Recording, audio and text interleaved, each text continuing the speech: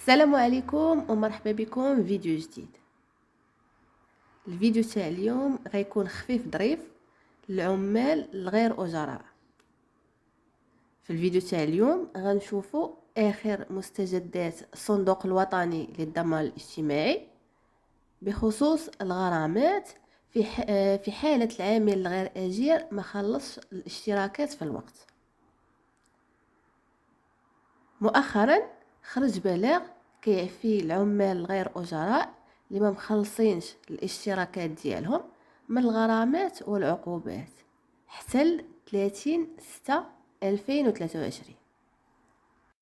فكاينين جوج طرق الا بغى العامل الغير اجير يخلص اللي عليه.